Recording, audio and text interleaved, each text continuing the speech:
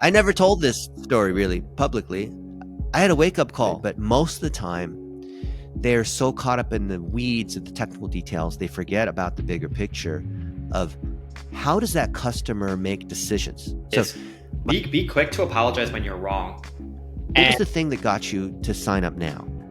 Oh, well, it was because my blood pressure was too high. And it was because my wife told me this one thing. It was because this other thing happened. Like, oh, okay. It's because I watched this one webinar. Oh, Well, here I am sitting with the amazing Dennis Yu. And right before we turned on this recording, I was thinking back to my first ever touch point with Dennis, which was traffic conversion back in 2018, where he talked about the dollar a day strategy. And I realized, 6, 7 years goes by really quickly of just seeing your content, specifically on Facebook, is really where I follow you most heavily. But as I was preparing for this interview, when you do a Google search for Dennis Yu, I mean, just like tons of information of articles and YouTube videos and podcasts and things. And I'm just so excited to have you here because you are an OG in the digital marketing space and an inspiration for me. And I'm being truly humble and honest when I say that, of somebody who I've always looked up to and respect greatly in the space. And for those of you who don't know who Dennis Yu is, he's the CEO of BlitzMetrics, the creator of the dollar a day strategy, which if you're doing any paid ads for your business, you have to go look up the dollar a day strategy. It's going to change the way that you market your business. He's a former OG Yahoo engineer, and he's on a mission to create millions of jobs for people around the world. And I respect that greatly. And I'm just so grateful to have you here, Dennis.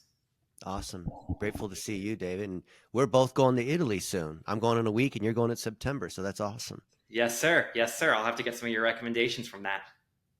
Private tour of the Vatican. Pay Okay. the extra. Do that. It's Okay. worth it. Okay, perfect, Okay. perfect. My wife, luckily, going to Italy is gonna be great because my wife speaks Italian because her mother is she's a first U.S. Immigrant from there, and so it'll be cool touring around there with me being a tourist, but having somebody that can translate different things and getting out of my Yeah. comfort zone. So I'm pumped about it. Yeah. Awesome. Well, one of the things, and I was coming up with like over the years, what are questions that I really wanted that if I could sit up with Dennis, I would ask him. And that's what I'm going to do today. And, the first question that I had was, you know, even you humbly saying this, you being on my show right here, and I see a lot of the people that you support are Mm-hmm. things that you don't necessarily have to do, right? Mm-hmm. It's more of a gain for the person that you're helping than it is for you. Mm-hmm. And I want to know your mindset behind that and how you've grown into that kind of giving person, because it's something where, for me, I'm trying to strengthen my giving arm, whether that be Mm-hmm. financially, time, or with Mm-hmm. people who are earlier on than me. So I wanted to get your thoughts around that and your mindset, because it is something that I've seen over the years, and you don't, especially in our space, you don't see that all the time. And I would love your Mm-hmm. perspective on that. Yeah, David, good question. Here's the way I look at it. I've been an underdog for the longest time. I was a nobody. I didn't even speak English when I was a child. And everything I've ever gotten has been from a mentor who has opened doors for me, things I didn't deserve. But someone believed in me. And I was super lucky, or some people call it fortunate, or whatever you want to call it, to have the CEO of American Airlines be my mentor Mm, and explain to me things I didn't understand. I was this know it all kid who thought that as this Asian dude, I could outprogram and outwork anybody. I don't know, a lot of young adults are like that now, right? yeah. And it took someone else to show me how business was, no matter how smart, no matter how many books you've read, no matter how many, exams you've aced. I was really good as a test taker. Yeah. But business is about relationships, and you need someone else to make those introductions for you. So now, fast forward another 30 years, and I find myself in the shoes of a mentor. And I'm trying to kind of pay this back in a weird way. And it's a reinforcing loop because the more I see people I coach succeed, the more I like to do it. Just like David, if you have something you do well and you're winning, you kind of want to do more of it, right? And what I found that works well is teaching young adults dollar a day and SEO and things that help, especially local service businesses. Mm, So you may have seen like Danny Lee Brandt, he chose pest control. And I know some people that do pest control. I know the number one guy in marketing and pest control, and helped him co author a book by introducing him to Thomas Ballantyne. Or Keegan Carthy decided that he wanted to do roofers, and he's been kicking butt. It's not because I'm amazing or anything like that, but I gave him a little bit of help. And on and on and on of the number of people that have learned how to take dollar a day and scale it. Not because like Dennis, you invented dollar a day, and he's no, I didn't invent the internet. I didn't invent electricity. I merely documented the recipe for stuff that you already have. Here's the kicker, David, is that the people who succeed versus don't succeed is whether you have the necessary ingredients. And that is, do you do an awesome job for your clients? If you mm, do, dollar a day will give you more of the same thing. Like if you have great reviews, if people like you, if you were ethical, if all these things, like you were a good person, dollar a day lets more people see that and more good things will happen because you're already doing good things. If you're an a-hole, if you don't do a good job, if you have bad reviews, if you are trying to do everything for everybody, so it's not really clear who you serve, dollar a day is just an amplifier. It's my math way, this Asian math programmer guy's way of noticing that a very simple rule of physics that when people do something good, whatever product or service you have, and it's repeatable, then why not do more of that? And everything in digital marketing is allowing us, if we understand the mechanics of how the system works, to get more of it. So, I love taking a David Nips who is not even known on the internet, but you specialize in paid media. right. And you also work with She Rains and helping these female founders and the two co-founders there. You've done some good things there. Why not scale that out? Why not leverage the good work you have done to do the work for you instead of beating your chest and saying how good you are? Yeah. Yeah. That's a great way of putting it. That's a great way of putting it. And it makes sense how you mentioned you remembering your early days of being and one thing that you mentioned that stood out to me is you were smart. You were smart going into American Airlines, but maybe it was some mindset changes, some humblingness, some potentially ego checks might be something that Yeah, that you had to get told by the CEO of American Airlines that now yeah, you're in a position like he was to pass that down, and that makes a lot of sense. You know, with that in mind, me being 28 right now, one question that I always like to ask when I'm on a show with somebody who's farther ahead is there anything that you wish you could go back to your old self and just say, like, maybe you just want to go back and like just shake your old Dennis, like, Dennis, don't do yeah, that, or don't think yeah, that, like, do it. yeah, Is there anything that you could share from that perspective? yeah. Don't work as hard. Don't study as hard. Don't think you have to do it all yourself. Don't think you have to like outsmart and outwork other people. Don't think that you have to work 18 hours per day like some grinding it out strugglepreneur. And realize that people do business based on relationships and you don't have to have the answer. You can merely say, I don't know, but I'm going to find out and get back to you. Yeah, If I knew that, the earlier Dennis who was just getting good grades and studying like crazy, I fit the stereotype. And there's nothing wrong with that stereotype. It served me yeah, well, yeah, right? But I didn't have to work as hard. But I've learned a lot, so it's not like it was a waste of time. But there are better ways to get to different places, right? right.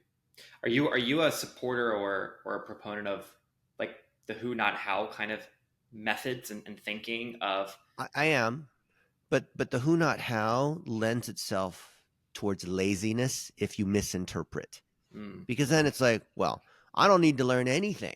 I can just Google it or ask so and so to do it for me, and that's great if you have the resources to be able to hire other people to do this. So the people who love to talk about, and there's a book about that, as you know, but people who talk about who not how, they like to give the classic example of Henry Ford. Have you heard this one? I don't believe I have. So Some guy, Henry Ford, Model T, right? Ford company. Someone asks him, so how do you, and they asked some like technical question about the car, right? And so, how do you deal with this design problem? Or how do you make the car faster? How do you ensure that it's safe? Or I don't know. It was like some question around that. And Henry Ford said, I don't know. But I know that I can press a button on my desk and the expert who knows how to do that with a PhD and whatever in that thing will come running into the room and give me the answer. Mm. And whatever the question is, I've got a button on my desk I can press to get the answer to that. And so a lot of people, I love the point behind that, but I think it's super misleading Yeah. because it assumes that you don't have to gain any skill yourself and you just have to know a few key people that know everything. But how would those people, and yes, that's true that yes, delegating and you save time because other people have solved the mistakes and coaching and masterminding. Yes, all that. But here's the question that's not asked. Those people who are knowledgeable, who are important in some way, why would they want to spend time with David Nips Mm. or with Dennis Yu? Yeah. I have to have achieved something or done something worthy enough that they want to spend time with me and it's an equal relationship. Because if not, then I have to pay them a ton of money or I just hire them for an hour or two or I have to join a mastermind and pay 50K or whatever it is. No, right? That doesn't make any sense. You can't sustain that because you can't afford paying for those people's times. You don't have enough social capital. You don't have enough chips to cash in to constantly play. Henry Ford could do that because he freaking had all the money from the Ford Motor Company and he could Not a press those comparable buttons. situation to most Yeah. cases. Yeah. So it sounds great. Like, yeah, well, if I've got all these PhDs that are working for me, I don't have to do any work because I got a PhD in every one of these categories, right? Sounds great, doesn't it, David? Yeah. Can you afford a team of PhDs like that? If you Right. can't, what do you need to do first? Yeah. You got to kick ass yourself first. So there's no getting around kicking ass yourself first in one area. Yeah. And I kicked ass in analytics, in large data sets related to search engines. I have gone deep in that. I have spent a lot of time in that, right? And now, because I'm known in this whole search engine data optimization, dollar a day, report making, all this like data swizzling. I built a career in data swizzling, moving bits and bytes around and putting data from different data sources into one place and crunching on the numbers, right? Like a gigantic Excel spreadsheet. I built a whole career and I don't think anyone can argue that, right? But then there's stuff I don't know anything about, like TikTok, because I don't know anything about that. So then I meet all the top people in TikTok and they're willing to spend time with me because I can help them rank on their name and I can help their website do better in SEO and I can make the phone ring because they want to be more Your name Googleable and show up in the book maps. will give more social proof to the book naturally. Yeah. And so like, a book on a modern wellness, I don't know anything about that, but I interviewed all these CEOs.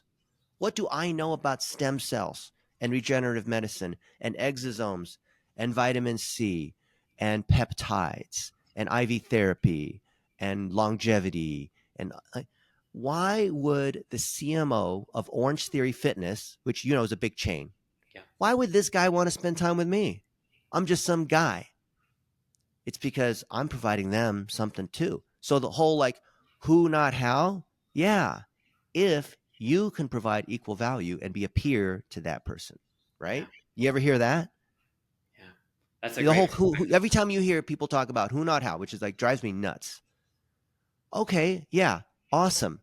But who are those other people and are they willing to give you the time? right. Right.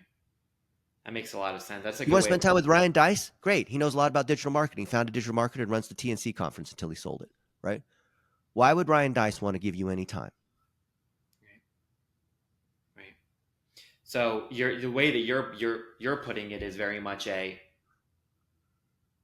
you didn't become Dennis Yu overnight. You've been doing this for I don't want to put a number on it that I don't know, but No, I'll give you a 15, number. 20, 30 years that you've been in this space. You've heard of the 10,000 hour rule?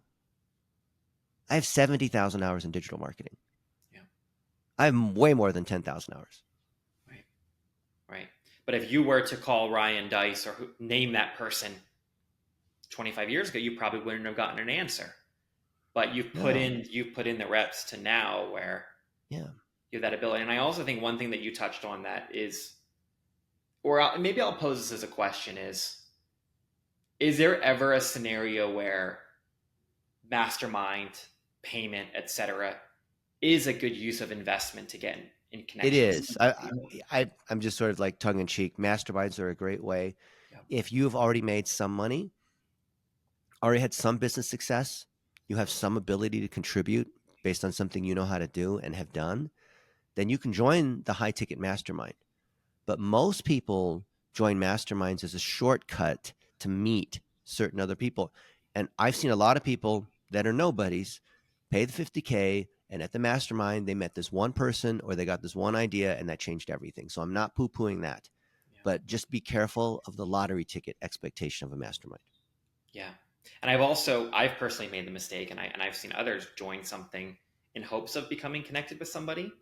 Where really you join and you might get the product that you signed up for, but the Yeah. relationship isn't built because you haven't brought enough to the table yet Right. to be able to, if you join and you get that fast pass ticket to get close to them, but you can Mm-hmm. share the relationship, that might be a good opportunity of capital. But if you get Yeah. close and you don't offer any value, that actually might slow you down in the long term. I've seen And that. at the mastermind, that person is meeting how many other people in the room? Correct. And then once that event's over or whatever, they're off to the next thing. Yeah. I mean, how likely are they going to want to keep in contact with you given all the things that they have going on? Right. Right. So you have to be super clear about where you offer value, super intentional, super specific. Yeah. Yeah. I love the way that you mentioned the who not how example and the Henry Ford. I've not heard that before, but it does it kind of slows down the ability of just throwing out that term. It's very like loosely shared. Who not how, who not how. But Oh, it's there's great. People love sharing these because they sound great until you actually investigate and realize, oh, and this is in the world of business overall, it's never that easy. Every time I hear some new popular thing, and I won't like criticize other entrepreneurs because every year there's a new term, yeah, it sounds great. But then you realize, oh, I have to put in the work still. right, right. One question that I had for you, kind of stemming on that a little bit, but branching off a little bit is, and I like to ask questions oftentimes in the frame of me because that's how I best Mm, can understand. And I think that there's probably a lot of other people who face this. Is I oftentimes fall under a people pleasing category for myself mm, of whether it's team, people in my network, clients, mm-hmm, etc. People mm-hmm. pleasing, and one of the things that I've seen you be able to do is uh, you'll care and respect and lift people up until they burn you, and you also don't have a Yeah, problem letting somebody know that you treated me the wrong way, and I'm going to make sure that you're aware of that, right? yeah, And I've seen that happen a couple of times, and I've always found it respectful, but also deep in my stomach, I'm like, hey, oh mm, man, if that was me, I don't know if I could handle that conflict. You know what I mean? Of even being the one to give it. yeah, And I just yeah. want to know your thoughts around that, how you've built up that muscle, if you recommend it, just your thoughts around conflict, right? Conflict out there in Mm, this online world. mm. That's a really good question. I'll give you my perspective, and everyone has their way on how they deal with conflict. So for me, I am a natural giver.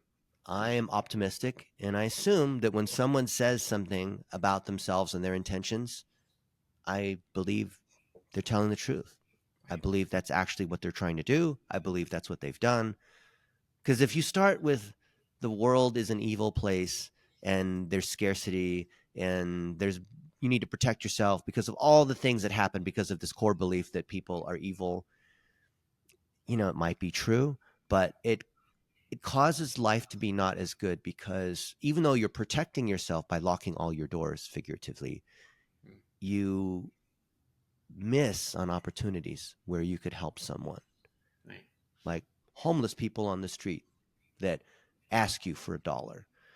It's probably true that even though they say the money's for food or for the bus fare to get home or because their car broke down, it's probably true they're using it for drugs and beer and Right. not good things, right? But whatever the percentage of the time. Like I gave money to some dude at a gas station when I was filling up, and I gave him a 20, and he gave me this amazing story. Right? You ever have these homeless people that give you a story, and you're like, that's a good story. Okay, yeah, here's some money, right? And then I came back later in the day to that gas station, and the same homeless person came up, gave me the same story again. I'm like, dude, you're still here. You didn't need the money for the bus ride to go home to see your wife who's ill. And so I felt bad. So, are you okay? Here's the way to think about conflict or people asking for things.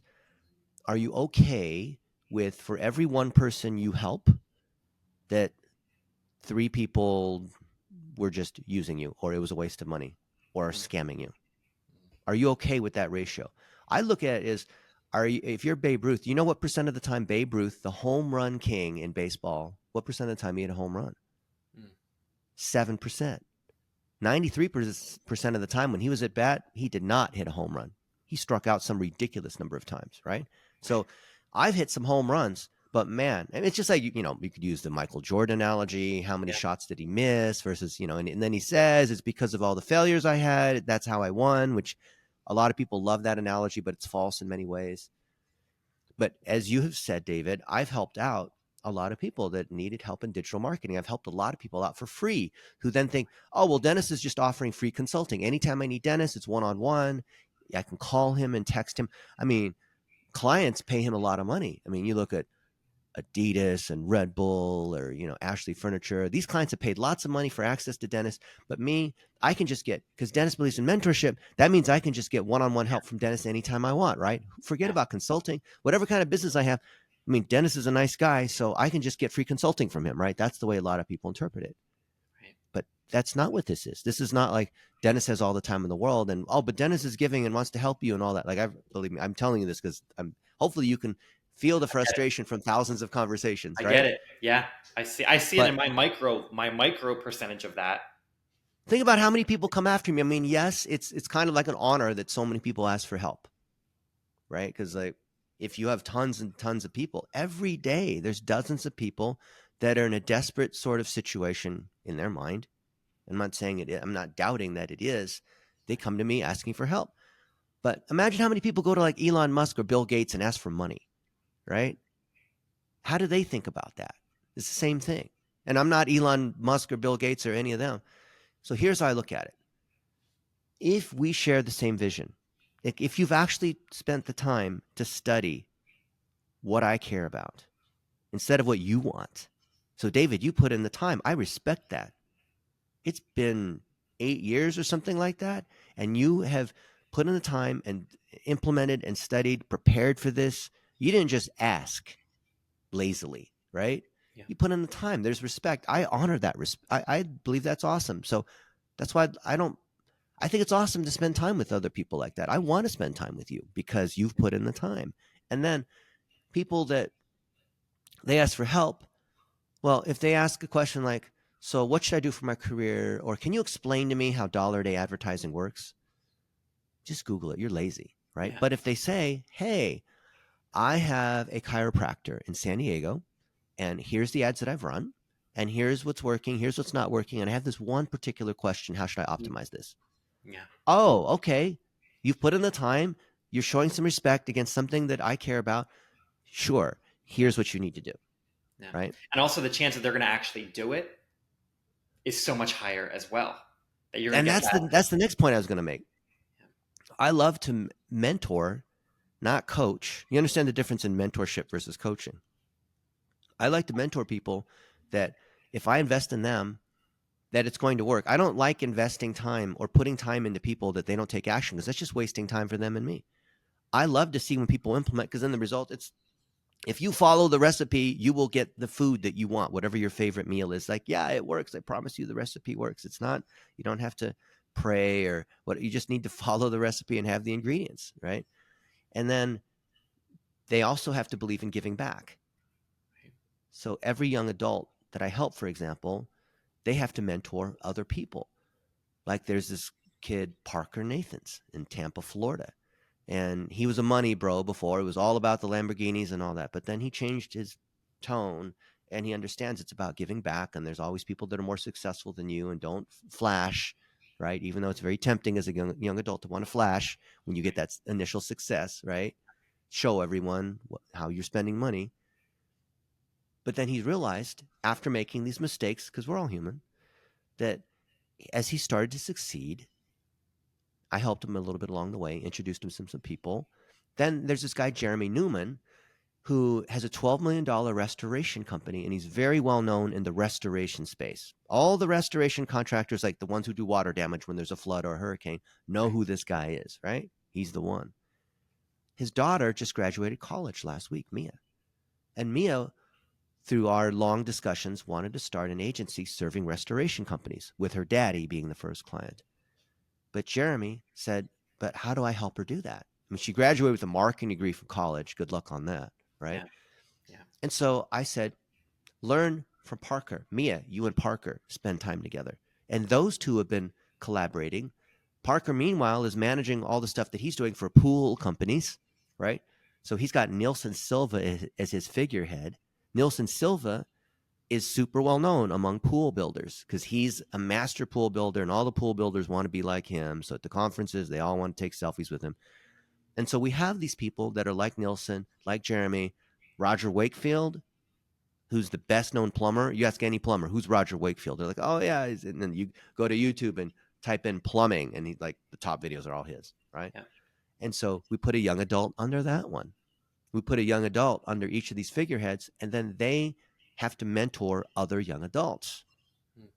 And I love seeing that. And that's how they pay me back, by mentoring other young adults, right? But you pay it back threefold. So I help you build, but then you're going to build three more. And so it's not an MLM, but you see It's this a is mentorship relationship. and It's a apprenticeship. relationship Yeah. triangle. Yeah. Yeah. But sometimes, like you said, it fails and there is friction. So let's talk about that for a second. So there, Brian Davis, he and Marco Cipolla co-founded Service Legend 3 years ago. Look, I'm giving you real examples, David, Yeah. because I'm not talking theoretically. I have the scars to prove this. You can Google all of this to see it's true. And, I don't pull punches when it comes to this. I'm Yeah. very And direct. by the way, I'll say this too. I respect you for putting things out there because it's for somebody like me who like I mentioned earlier, and I'll be honest, I have a people pleasing mentality. When something occurs to me that was, I don't know if there's ever 100% zero, but I didn't do anything wrong and I was really taken advantage of, I will always default to the, well, I probably did something that was wrong here, so I'm But just you going to let did this do go. something wrong by taking them on, Yeah, correct. but you only knew that in hindsight. Yeah, We always accept accountability for what happened, but it doesn't mean that they have no accountability either. It's always shared, right? yeah, That's the trouble in the world, is that humans are so good at making up excuses and defense mechanisms that they try to shift all the blame completely yeah, to someone else. If that person does, like, yeah, when you blame that person, there's truth in that.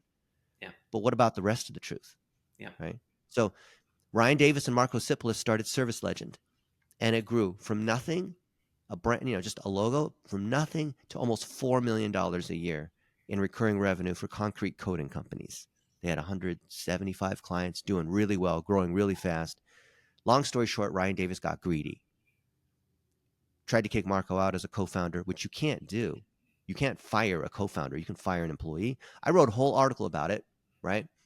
And Ryan Davis, because he had his 3 luxury vehicles and was living it up real good with his wife, Kristen, they were just spending the money like it was their little personal piggy bank to raid, without realizing there's employees. You can't cut corners like that. You have not made it, even though technically the company's making millions of dollars. You are not making millions of yeah, dollars. yeah. You can't There's act like that, expenses. right? And so the whole business fell apart because they didn't take care of their operations. They didn't deliver. Clients started to cancel. They started to talk about it. And then he fell into some deep times, which I won't explain some of the personal things that happened there. But Ryan Davis turned it around, and he realized his sins, and he did some soul searching, prayed, actually went to church and all this sort of thing for real, and has come back stronger and has apologized to all these people. that he screwed over, that trusted him with their businesses. And now he's come out a better person, even though he had to go through the crucible there. But then I look at Grant Lira of Empathy Firm. Came out of the military, ooh rah, I'm tough, I'm going to conquer the world, I can overpower everybody. I mentored him, coached him, did all these kinds of things. And then he decided to be all, like some people, their egos are really thin, or they're really, but they try to put on this like big muscle kind of thing. Yep. So he would Yep. try to fight me like, you can't talk to me like that. And, I know better than you, and you think you know everything. And like, dude, if you know better than dollar a day, if you know better than how to set up digital plumbing with pixels, if you know better than all that, then you go ahead and tell me. But everything I say, I'm a data math person. Everything I have is grounded in facts and proof. Like, I'm the last person you want to argue with, because I'm very logical, Yeah. right?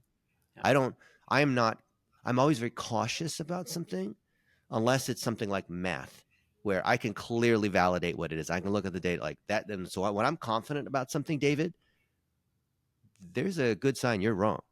And talk to anybody who's ever argued with me. You'll see that's the case. It might piss you off and you feel like an idiot, or you think I'm being an asshole, but I'm right. So this guy, Grant Lira, made a ton of mistakes, clearly documented.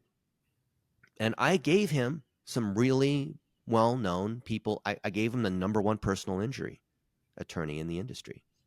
I gave him some of these other folks, an IV therapy client with, a guy with like 50 locations, right? Wow. And for various reasons that he can give you, he didn't do the work, because he wanted to take the shortcut, because he wanted to boss me around Hmm. to do the work. Well, Dennis, why? Because you know better, you should do this. Like, okay, I'll do it this time. Okay, and then that gave him the idea that he could ask me to do the work every time. It's like, Grant, you need to do this. You're getting the money here. You need to do the work. He Yep. got all offended because his ego couldn't accept that he had to learn. And yes, I have more experience. It's kind of hard to argue that in an area that I have done many, many times, like dollar a day advertising, that drive more phone calls. Yep. I kind of have done that. You have never done it before. You have no credibility to stand on, even though your muscles are bigger than mine and all that. So Yep. he crashed and burned. But who knows? Maybe Grant Lira of Empathy Firm will come back around. Yeah. Joshua Crouch of Relentless Digital has been around HVAC and plumbing companies, and he knows a lot more about SEO than some random plumber or a guy who works on an air conditioner. So he feels like he knows everything. He charged this guy $25,000 for a website Wow. and to do SEO.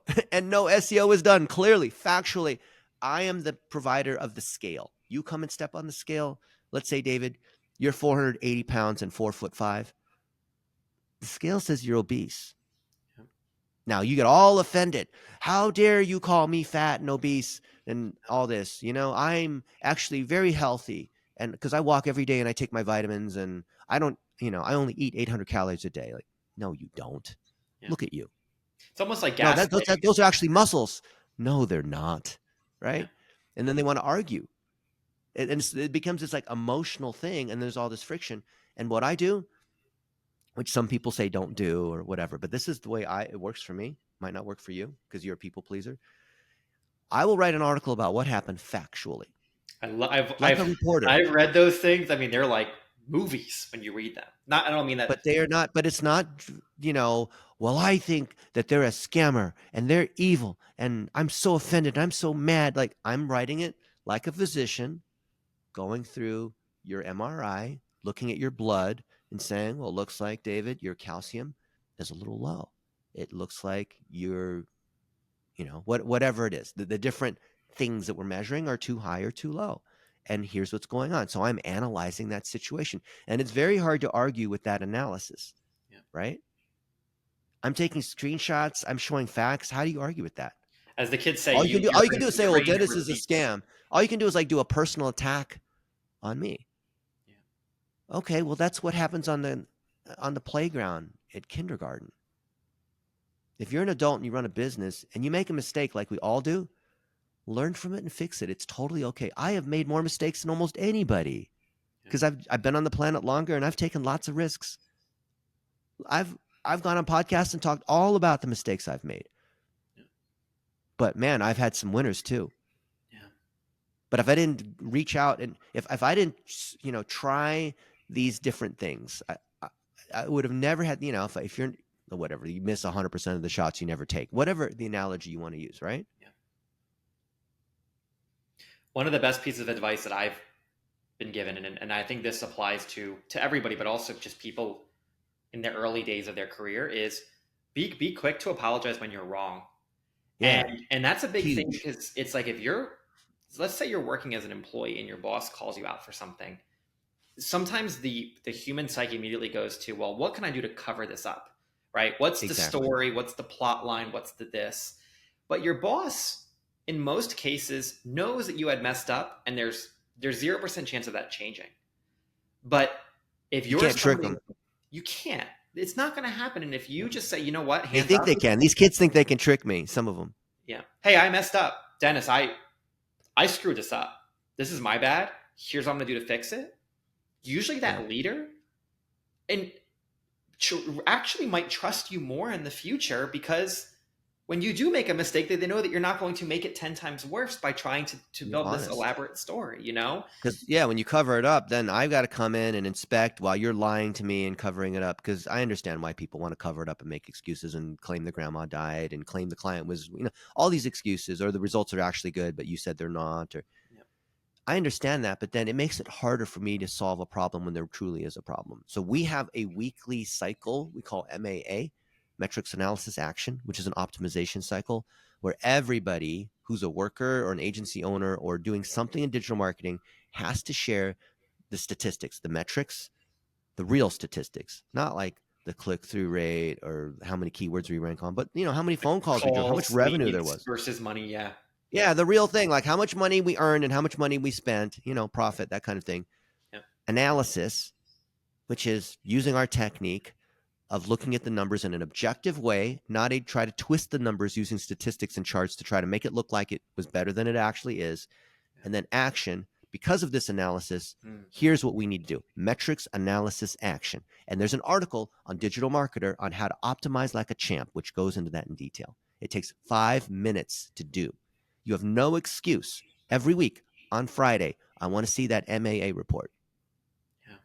Oh, but when the internet was out, or whatever the excuse is. Yeah. 5 minutes. Yeah. You don't have 5 minutes to do this? Yeah. I'm being treated like a slave and I'm working so hard. I can't do all this. Like, 5 minutes. You've spent 10 minutes making excuses. Yeah. And while our audience is uh, not as, maybe not as much in the digital marketing space, this is important for when you're hiring a marketing agency. The things that Dennis is saying are things that you can discuss and ask for before signing an agreement with somebody. Um, but then Clients also, don't get this. I've audited so many agencies because the clients say, I'm not really sure working with so and so. I mean, I've been working with them for a year now and I don't know if I'm getting any ROI. Okay. Show me the weekly analysis. Don't send me the reports that this software auto generated that shows charts and whatever. Show me their analysis of what happened. Why did this one campaign, this one creative do better than this other? Why did this happen? Why did the numbers go up and down? Why? I want to see every week someone intelligently analyzing. Don't just tell me that the number went up and down, because AI can do that instantly. Tell me why you think that is, showing some insight, some non obvious realization. And because of that realization, therefore, here's the next thing we're going to test. And so we're constantly in this curious, observing, trying to understand like what's working and why, and taking action based on it, which is nothing more than hypothesis, experimentation, scientific method, right? This is the scientific method. I didn't invent this. If you want to improve something that's data driven, so you could be a client of David Nips and you don't know a thing about Facebook ads and SEO and PPC and all these things. Those are all random acronyms because you are a health and fitness coach or something like that. Okay, great. But if you're a health and fitness coach, there's some metrics that you're looking at, like how strong are they? What's their flexibility? What's their blood pressure? How much do they weigh? Like, you're looking at stuff. And if someone is in a weight loss program with you and they have gained weight since last time, then you kind of want to know why, right? But they'll give you all these excuses about whatever. They're like deny the truth, basically, right? And you have right. to overcome that. It's the same thing here in digital marketing. It's the same human nature of people that just don't want to face reality, and they have an emotional, non-logical reaction, which causes other things that dig themselves into a deeper and deeper hole until eventually the plane crashes, the patient dies, whatever the bad thing is. And that's what I deal with day to day. Success in digital marketing is actually 90% overcoming the emotional, illogical nonsense of people who just, for some reason, won't do the logical thing. You ever been in an argument with someone where you realize they're super emotional? They won't listen to the obvious thing that you're pointing out. At that point, you're the idiot if you continue to argue with them, Yeah. right? You know what I'm saying? This happens all the time. All People the do time. not want to listen to logic because they've gotten so emotionally, whatever, Yeah. inflamed that they Just just can't charged. listen to Just charged reason. up. Yeah. Yeah. So at that point, I'm like, okay, well, here are the facts. We have training on this. There's thousands of examples of this. If you decide that you want to, at a later point, because you're not ready to right now, at a later point, logically go through this and realize what we need to do and what you need to do to fix the situation, the pain that you're in, then come back to me. Yeah. But until then, don't. Yeah. You can keep calling me names and all that, but that's just wasting your time and mine. That you're just trying to make it my fault that you're gaining weight. Right. No. Right. I love that. I love that. And I think that offers a lot of insight because, especially like me knowing your brand and following you, I read those stories and it makes so much sense. But, from people, I don't know, dealing with conflict is tough, but I think it's a muscle that everybody, like, I look at myself and I categorize myself as people It's pleaser and say, humans. If you're working with humans, you're going to have conflict. yeah, You can roll over and be a rug and be a people pleaser. And by definition, being an agency owner or serving other people, you sort of have to be client oriented. But being client oriented doesn't mean that people can step on you. correct. Yeah. There has And to be a anyone in fine a service line. business, they get the same issue, right? I mean, you could be freaking a health and wellness center and you're doing IV therapy or functional medicine or whatever it is that you're doing for your people, whatever kind of service you do.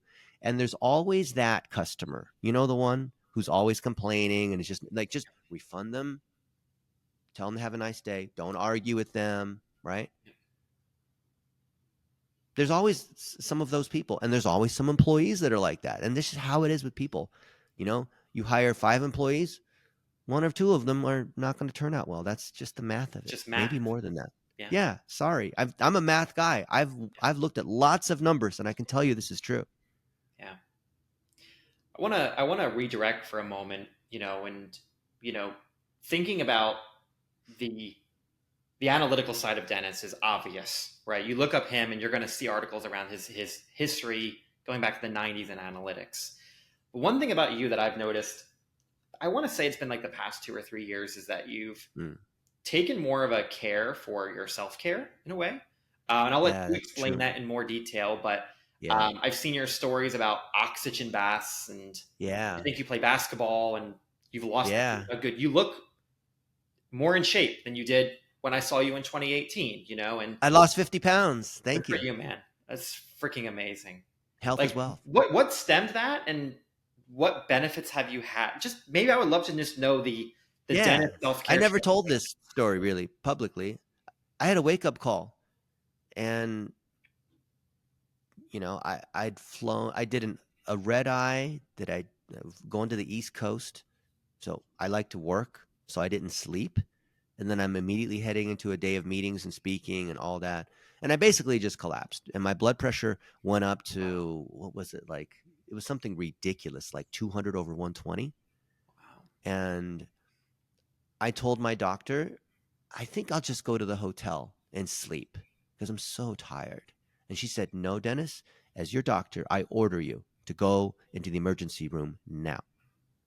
wow. And And at this most point, people never, you're in another country. You're not home at this point. I'm not home. I'm busy. There's things I have to do. I do not have time to go to the hospital. But when you have a medical issue, there's no like, oh, I'll try to schedule an appointment for that. Like if you're in an ambulance, you need to take care. Like, you know what? That's when your body says, okay, you have been ignoring me too long, right? And one of my friends, Dr. Philip Ovadia, he wrote a book, Stay Off My Operating Table. The guy is a heart surgeon. He's done 3,500 heart surgeries. So he's seen a lot of people men in their 50s, I turned 50 this year, come in with a heart attack, and some of them, they die. So their first heart attack is often, unfortunately, your last heart attack, if you know what I mean. Right.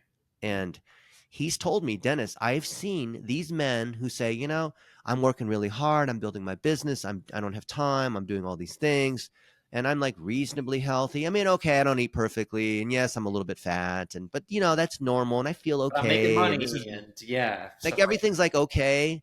And they collapse with a heart attack. And some of them, they do get another chance. And so then he's able to have a conversation with them. He's the cardiologist. Now imagine how many conversations he's had with men my age, hardworking entrepreneur. Like, how many times has he seen this situation, right? And he tells them because he already knows what they're going to say and the excuses they're going to make, and he already knows what the script's going to be. If they say this, then you know what I mean. Like there's no winning the argument with this guy in his area of expertise. Like I'm not going to ask him for dating advice, but when it comes to yeah, my heart and metabolic health and like what's going on and my blood pressure and like I believe him, right? Like why would I want to argue with this guy, right? So he told me men, they feel like okay because it's not like you feel a buildup of pressure or whatever it is. When you have the heart attack, it just hits you. it's like that. Yeah. And that's it. And sometimes that you do not get another chance. That scared the shit out of me. Wouldn't it scare? I mean, wouldn't you be scared by that? My God. The Yeah. fact that you're like this close to get, like if your blood pressure, for example, this is one of many stats. I'm not a doctor. I'm not giving medical advice.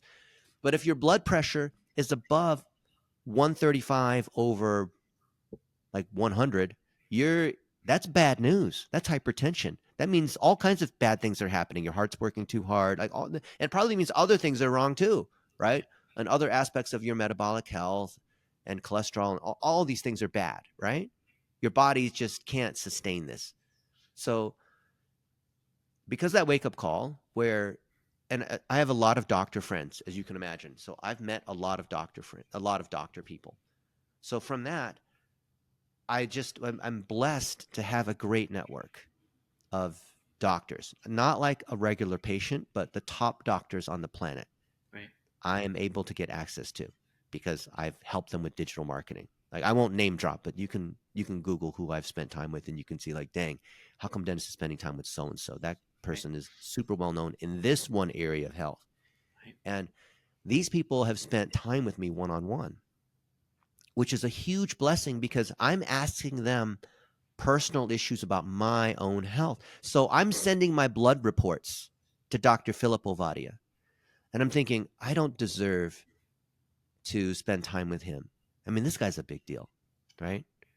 And he's the one respected among all the other, like the other cardiologists go to him for advice Right. because he's doing, double and triple bypasses and putting in stents and all these things to repair people, He's also not even repair. mega busy. I imagine. I obviously has. Yeah. I mean, his job is to try to help people not die. People who have abused their body to get to the point where they eventually get a heart attack, he's trying to help them not die. And then he's not allowed to really tell them as it is because he would offend the patient, right? Because what if the doctor told you, let's say that you're not fat, David, but let's say you were, like obesity is a huge problem in the United States, right? And let's say the doctor said, David, you are fat and you really need to like change your diet. You need to change all these things right now. And then you say, are you kidding? You're a heart surgeon. You're supposed to give me my double bypass so I can be on my way and continue to operate. And then if there's another problem, then and so the problem with service businesses is whether it's an accountant or a lawyer or like they're there to remove the symptom of the problem so you can continue to misbehave instead of shaming you or telling you what's wrong in your behavior, Right. right?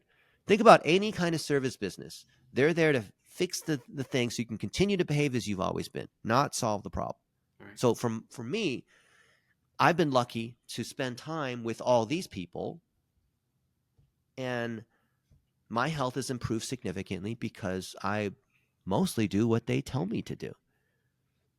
I'm taking curcumin supplements from Human Garage. I've learned about how turmeric metabolizes into curcumin and how your body uses that for your immune system.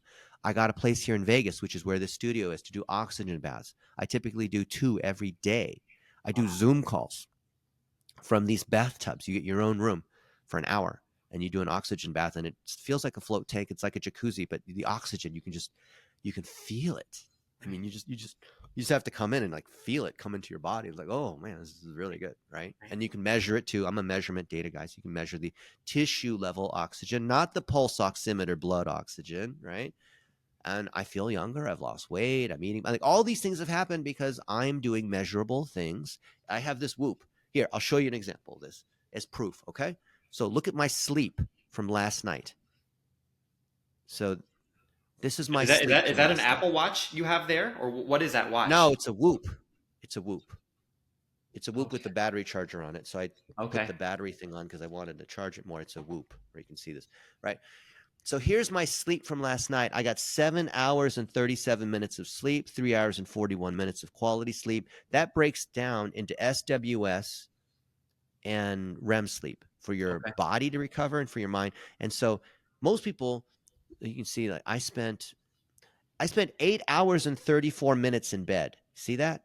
So Yes. people think that's the amount of sleep you got. No, because there was wake time, because you don't fall asleep instantly and you often wake up in the middle of the night, which is normal. So you can see, look at how many times this is a normal cycle. You know that there's 4 stages in sleep, right? Right. You go from awake to light sleep to REM sleep to SWS, right? Okay. And so as you cycle through, like you can see I had like 6 cycles of REM sleep and therefore 6 cycles of, or, SWS sleep. You can see that, right? These Right. cycles of sleep. Your body is going through these 4 cycles of sleep, right? Right. And as a result, that's what I got. And now, By the like, way, I feel like that those results are pretty good. Out actually, of they're 8. okay.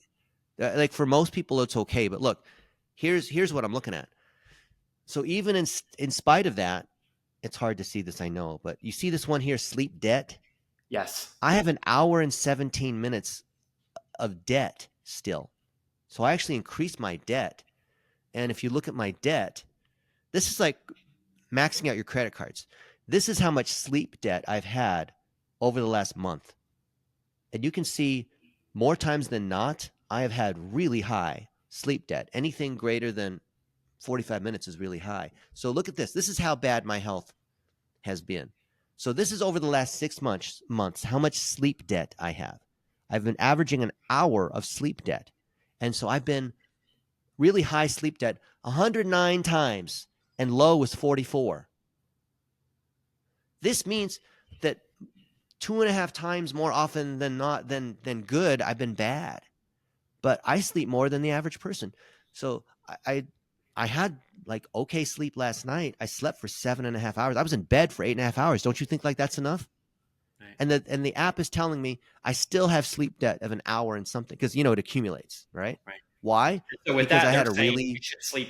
Does that mean you should sleep more tonight? Is that the idea of yeah, that? I should have slept more last night, but I have debt, so I have to Just make up the debt. So I compounding have to on top of each other. Yeah. yeah, so I probably look, and then the coach, and I'm not like getting a commission for telling you this and all this, but now it is giving me, it just gives giving me all these stats here, right? Okay. It's telling me that hey, you had a lot of exercise yesterday, you didn't sleep enough. So when you exercise hard, your body needs more sleep. Wow, what a surprise. So Right. then I go to my health coach here and it tells me what time I should go to bed and how much sleep I should get. And it tells me all these things. But most Americans are like, well, I'm tough and I don't have enough time and I still get 6 hours of sleep. I bet you, I mean, if you did one of these things, you could lie to yourself. It might be But like this thing, 5, right? this thing will tell you like, oh, but I just drink a coffee in the morning and I'm good because I got to wake up at 7 with the kids and take them to school and all this and this and that. And so people try to rationalize their way out of the logical situation. Your body is telling you what's going on. Are you going to try to lie about these numbers? Yeah. So I don't behave perfectly because I still eat fried chicken and, all these, I do things that are bad, but I'm a lot better than I was a couple of years ago. And if I go back on the app, and I use lots of things besides just this one, but if I go back 2 years and you look at my stats, they were horrendous, which is probably the average American. They're terrible. Right. Do you realize, David, how bad, like sleep, for example, like how bad people sleep? Yeah. Yeah, It's so bad. And then they're used to it. They wake up tired, they make mistakes, they're unproductive, all that. right, right. And it might just not be something that they like. The idea of sleep debt, I mean, the term makes sense. I understand it, but also it's not, even for me, I focused You on don't even know it. Are you measuring it? I'm not. See, you don't even know. Imagine you had a credit card and it had some kind of limit. You don't know what it is. The limit changes. Maybe the limit's 10 grand, maybe it's 5 grand, maybe it's 20 grand. And you max out this credit card, but you have no idea what the balance is. But you just keep making charges on it, right? And then one day you max out the credit card, it's too high, and then your account gets shut down. Yeah, That's the analogy. And you never want the account shut down. You know what I mean? yeah, That's how that it's really risky what people are doing with their health. yeah, Why would if you like you would not if you knew you had this credit card and it was a 20 grand limit and you maxed it out and you're just misbehaving financially, you'd recognize that that's a bad thing because now the credit card company's charging you 25% interest. Like all kinds of bad things are happening and you're abusing your credit card, right? right, Well, why would you do the same thing with your body? right. Is it not the same thing? Like, do you not believe the HRV and sleep debt numbers and stuff on here? Or just you just like, I don't, you know what? I'm not only do I not believe it, I'm not even going to measure it. Yeah. Then This you're thing lying to keeps yourself me at that point. this thing keeps me honest. I can't lie to it. Yeah, Oh, but it was my birthday yesterday, so so I could drink a little bit. You know what happens when you drink? You ruin your deep sleep. yeah, Seriously. Have like a couple drinks, do your sleep measurement, watch what happens. You might still get your 7.5 hours of sleep, but how much deep sleep did you get? How much REM sleep did you get? right. You might be And sleeping what for the happens to wrong your reason. body and your focus and your ability to make decisions when you don't get REM sleep? Right, Hmm? right, You can't argue that. It's proof. Like, do the research. You cannot argue this. right, right. And I think it's in, that story with that, what that means for me too is if you could go back 10 years for yourself, I'm sure you would say, start doing these things now so you don't face that Are horrible you going night. to wait for the oh shit moment when you have a Exactly. heart attack or you Right. collapse or the doctor says, "Hey, man, you need to change things." If you let it get to that point, you might not get another chance. Yeah. Oh, but that just happens to other people. That'll never happen to me. Okay, that's how people get heart attacks. Yeah. And it's also easy for people who are younger to think they're unstoppable. My body's not going to get frail. My body's not going to get weak. I can eat 2 cheeseburgers and be fine. Kind of, Maybe because you right have a now. higher metabolism. But how many young adults do you see now are getting heart attacks or having these ridiculous conditions that typically happen to old people Yeah. that are diabetic even? All How the do you have time. a 20-year-old diabetic? Yeah. Oh, it's the environment. It's because of the food. It's because of what the government puts in our food. No, it's not. It's your choices. Yeah. I'll tell you this, Dennis, too, something that I've shifted my mindset on. Because what really I enjoy is I enjoy running on my Yeah. Peloton. For me, that is Awesome. freeing. But Mm. there's days where I wake up where I don't want to, like literally. You know what I mean? You don't want to. And one of the best skills to Probably do, because you didn't sleep enough. absolutely. But I also think that for me, it's one skill that everybody should be able to have is the ability to do something even if your mind tells you not to. Which is Having that discipline. discipline, Yeah. yeah, correct. Yeah. I don't want to eat my broccoli. I don't want to do my status report. I don't want to do this tedious thing. I don't want to fix my car or vacuum my room or whatever it is. That's true. And there's something to be said about discipline. But I think if you go a step deeper, most people who say that, they fall into the strugglepreneur where you just try to force your way through stuff because they're like, well, I know I need to it's hard. I need to like keep pushing even when I don't feel like it. And it results in injury, stress, burnout, all these kinds of things. So all this thing is true. Yes, there's things that you don't want to do that you have to do to be a successful entrepreneur. And all kinds of quotes around that. Yes, And, agreed. and But for me, it's do it harder when you don't want. If I wake up and I don't want to do something, instead of going 30 minutes, go 40 minutes because that means you probably need it more that day than maybe, even the days when you feel like doing it. but do you see that there's a counterbalance to that logic? And that is what if you just ignore the signal that your body's telling you that you don't feel like doing it, you need to listen to that signal too. It's good Because perspective. your body's tired Or it is not because you're weak and we're Spartans and Yeah. we always get up at 5 and do our cold plunge. And if I don't feel like doing my Peloton, I'm going to do it for 2 hours today. Yeah. Like, no, I understand the whole like, yeah, we're like, I'm going to force my way through it. Like, I get it. I get it. There's a time and place for that. But do you understand the deeper issue? Why are you feeling tired? David, I almost never am tired. When I am tired, it's because I didn't have sleep. So here's the one big point. So all those things you said are true, but there's one point that's even more fundamental than that as a starting point. When you have enough sleep, life is on easy mode. You don't have to summon the energy and take 3 Red Bulls and do whatever to psych yourself up. You don't have to pretend when you're tired. You just feel great. Yeah. Right? If you get, but I don't have time for sleep, and sleep is for wussies, and I can get by with 5 hours. Yeah, you're lying to yourself. If you truly can get by with 5 hours, see what the app says. You can use the Apple Watch or the Aura Ring or the Whoop or whatever. You cannot lie to your body. Your body is telling you the truth. Listen to your body. The people that have said like, yeah, well, I'm tired and I still worked every weekend and got up at 5 o'clock. And you know how many of those people die? You know how many of those Dr. Philip Ovadia had to, they came into the operating room and then he's trying to save them. And the first chapter of his book, Stay Off My Operating Table, he talks about a situation of someone just like you and me, hard charging entrepreneur, collapsed, right? In the middle of a meeting or whatnot, came in and he couldn't save them. That guy died. But he said all the stuff that you said, David. Do you think that that guy knew that that was going to be his last moment on earth? Yeah. Because he No. was just going to like do his Peloton another 15 minutes more just to like really show his body. I'm going to discipline that thing like a dog or something. Yeah. You know? Yeah. Be careful. Yeah. Treat yourself with love. It Yeah. doesn't have to be. If you have this mindset that entrepreneurship has to be a struggle, then you're going to force yourself into unnecessary pain. Yeah. That's a great I'm way of more putting it. productive. I get more done. I make greater impact now than I did 10 years ago, and I work a lot less. Yeah. Is there something that a blind spot maybe that you're not seeing, that other entrepreneurs have this also mistaken belief that they hold subconsciously, Yeah. that you just have to work harder? Yeah. Almost everyone believes that. It's a lie. Yeah.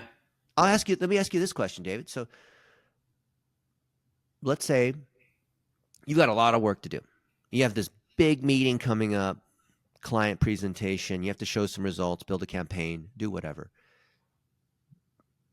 Because you and I do knowledge work, like optimizing ad campaigns, do you think a whole day while you're tired, slaving away on the campaign, is going to be more productive than an hour or two where your mind is focused and you're well rested and clear and you can see things well? What's going to be more productive? Definitely the hour or two when you're focused. Then why grind when you're tired? When you're tired, you make mistakes, you miss things. Now, if you are a ditch digger, then yeah, work while you're tired because you're not activating your brain. You're just digging outside. You're mowing lawns, you're making hamburgers at McDonald's, you're doing some sort of manual labor job that doesn't activate your whole brain. But you and I are knowledge workers, and anyone else who's a service business, and we do things with our brains and our full brains, full attention. I would any day trade like 8 hours of like still kind of tired Red Bulling, coffeeing my way through the thing. I trade that any day for 1 hour of focus. Yeah. Yeah. I'm going to start using my Apple Watch and tracking sleep.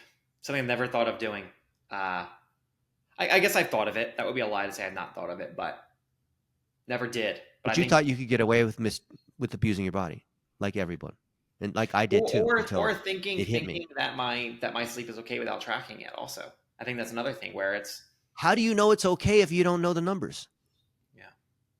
You should actually go. The Apple Watch, supposedly their Apple Watch 10 next year is going to have all this stuff, but make the investment in. I mean, it costs a little bit of money. You have to pay a monthly fee, but this Whoop or the Aura Ring, or since you have a watch, get the Aura Ring, so you're not double watching it, which looks douchey.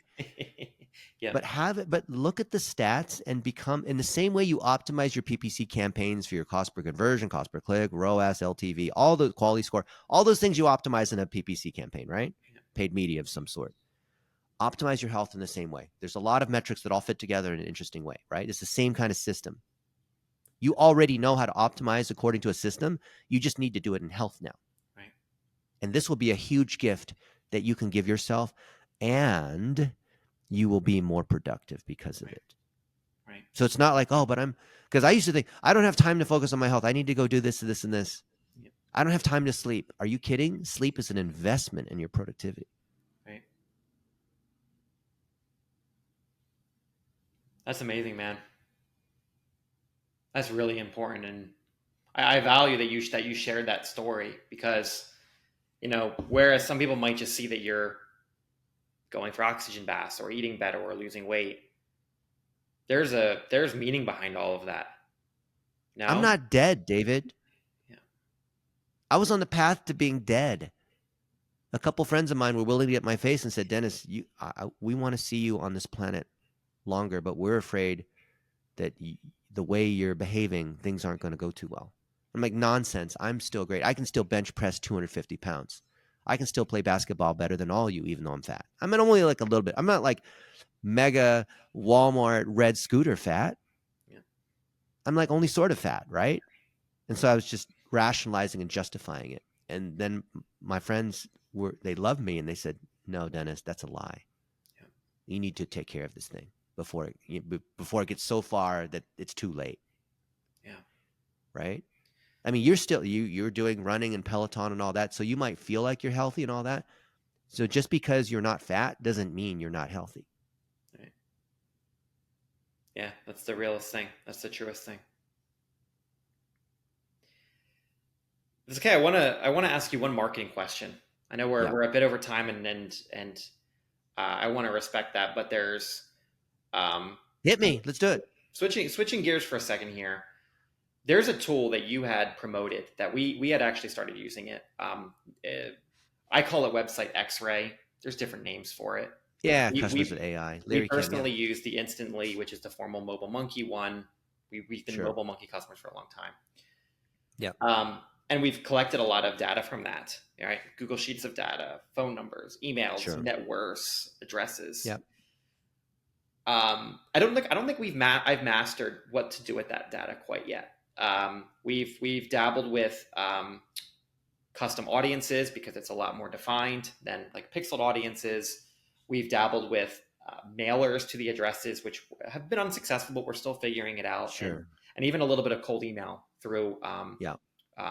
What's your actually, goal here? So there's all you're talking about tactical things. What are you trying to do? What's the problem? we want to help clients convert more of their website traffic using this data, right? Okay. So if let's say you have a website that's converting traffic at for a detailed lead 10%, and we're able to capture 40% of that data. Yep. What's the best way to use that information effectively, and also from an agency to client perspective, not scare them away with this X-ray tool that's getting people's information without them asking as well, which has been something that Okay. we've been So grappling with. I'll answer it on a tactical level, which is semi-technical, and then I'll answer it on a strategic level, which is actually the more powerful answer.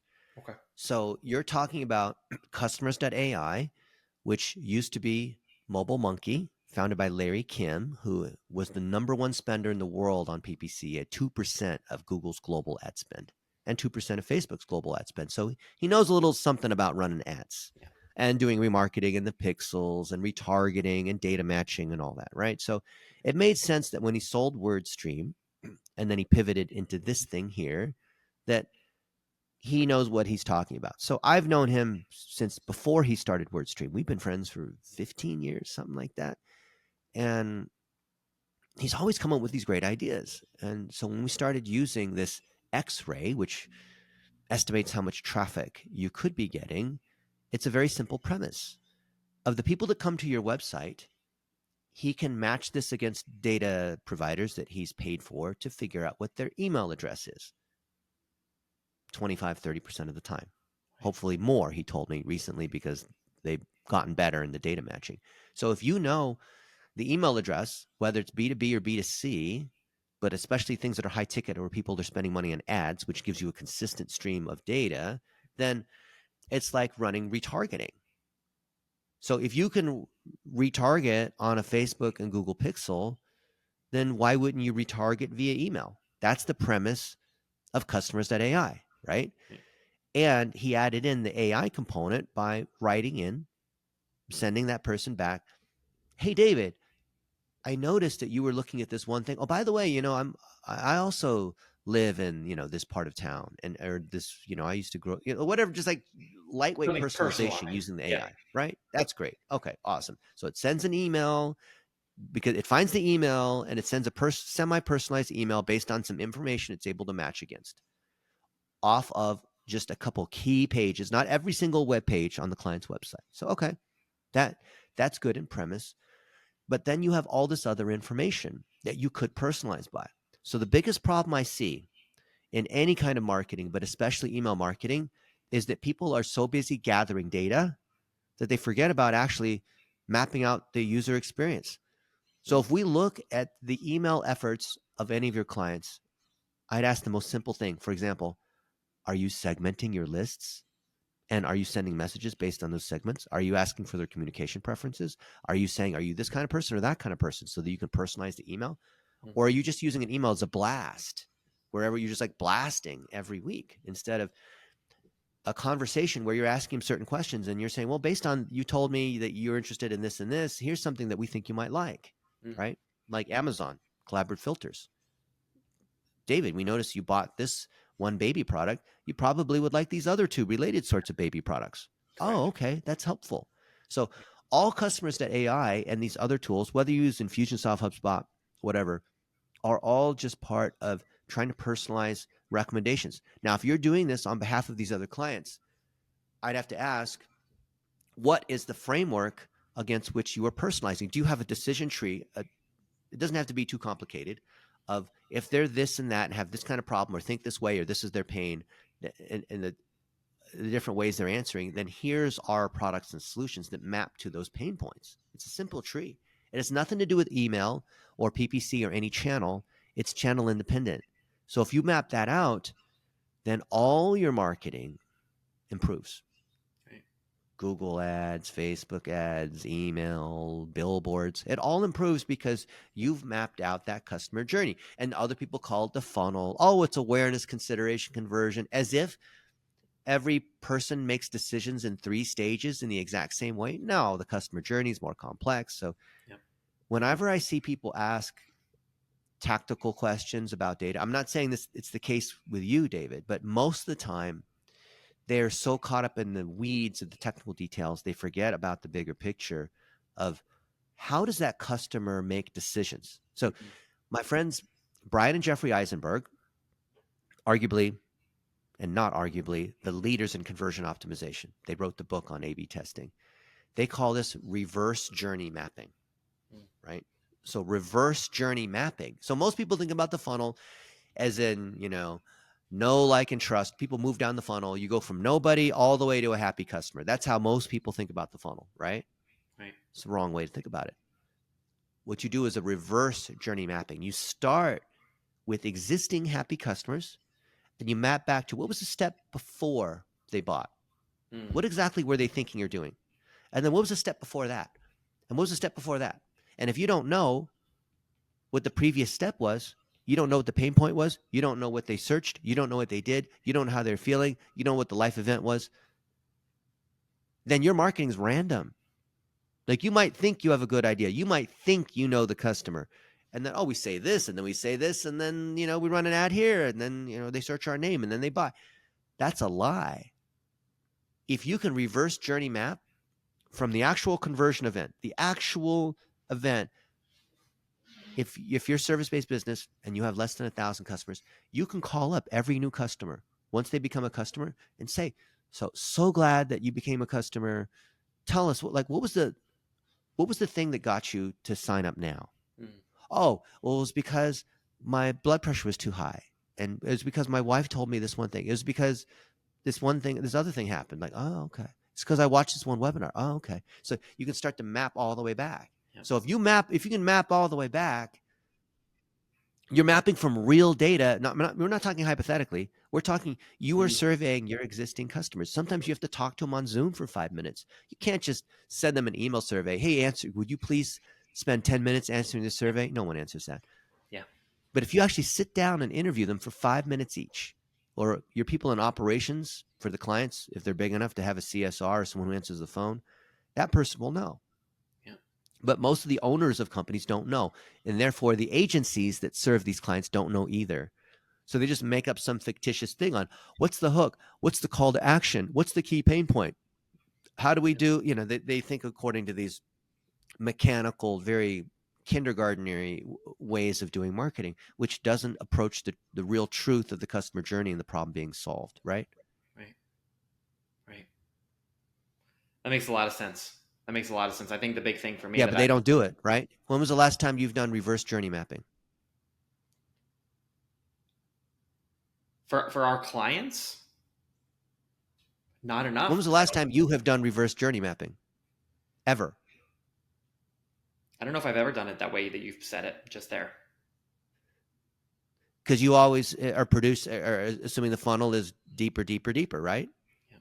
Well, it's doing things like the examples you gave earlier. It's the the value journey, the customer journey. There's so many different ways of putting it. That's how a lot And of that's more. great. That's a good cookie cutter way of operating just to get you something basic. Yeah. But if you're using tools like customers.ai or you want to be any level of sophistication, it's actually not that hard to do the reverse journey mapping because it tells you what the actual moments are, what the actual things are that customers are saying, and that gives you ad copy. Right. So a friend of mine wrote a whole book about this, which is basically you call up customers, record them on a Zoom call, transcribe it through Otter or Descript or whatever, and get the actual words that they say. Mm. Like, well, I was in the kitchen and my kid yelled, "Mama, we don't have any Cheerios." And that's when I decided I needed to order this thing from DoorDash every month to get the Honey Nut Cheerios. There's these like very specific situations that customers have, and when you use their actual language, it just hits way better and harder than ad copy generated by the most creative person or ChatGPT. Yeah. Well, I'll say one thing away from the customers.ai, but that's worked extremely well for us is when we're doing, because we're big on paid ads, specifically Meta. It's kind Sure. of my first love is when we're testing versions of creative. Let's say there's 10 different pieces of video that we're deciding on. We'll run them organically if that person has a brand and Yeah. pick the winners that have worked well against the algorithm. Yeah. And it always, I don't want to say always, 95% of the time, the performance on paid, it matches organic. If the video sucked, Yeah, because organic, organic is on the same algorithm as paid. correct. If it doesn't have good engagement and doesn't resonate on organic, how are you going to make it work on paid? By shoving it through harder? Correct. Yeah.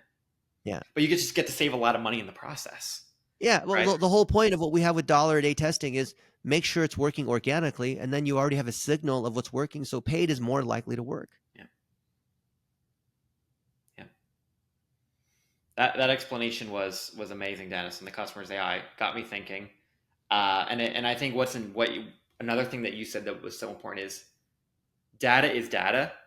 That's tactical maths, but what really matters is there's a person on the other side of that phone screen or computer that's seeing your ad, and you Yeah. have to respect that relationship that you have with that person. Do you know what I mean? You got to be more human, not more technical. Yeah. It's almost always the issue that the marketing is not very human. Yeah. You can instantly spot inhuman marketing. Yeah. Dennis, this was amazing. Do you mind if I do a little bit of a rapid fire question? Do it. All Let's right. go. I got 10 ones. Pick one or the other, or you can say pass if you would like to. Okay. Written content or video content? Video, because video can be turned into everything. Early bird or night owl? Night owl. I always get my stuff done at the end of the day before I go to bed. Risk taking or playing it safe? Playing it safe, even though it take a lot of risk, because entrepreneurship is about smart risk taking. Okay. Paid SEM or organic SEO? Organic SEO, because it's long-term relationships, and you have to drive that before you can spend money. You have to rent it before you can buy it safely. Love it. Learn from failure or learn from success? Oh, learn from failure, but I wish it wasn't true. Influencer marketing or affiliate marketing? Neither, because both imply that someone is a third-party prostitute pushing your thing. I'd rather work with actual customers that use my products and services and pay them and honor them. Okay. GHL or ClickFunnels? Neither of them. They're both one-stop shop, lazy, can't use multiple tools. Really good if you're just one person or one agency. Okay. Coffee or tea? I like coffee in the morning. Coffee. Quick decisions or thorough planning? I'm thorough planning, but I'm actually faster than most people because I see patterns. TikTok or Instagram? TikTok, I'll get hate on that, but they have a smarter algorithm, and I look at the data. Last one. Empathy or assertiveness? Empathy always, because empathy is how you understand the issue, how you connect with other people, and how you look at it through their lens before you shove your viewpoint down. Amazing. Dennis, thank you so much for this. Where can the people of our community find you? I imagine after Just this, like what you did, David, they can Google me, I love it. and I'm easily found. I respond. It's actually me on LinkedIn or Facebook or Twitter. And I always look at comments.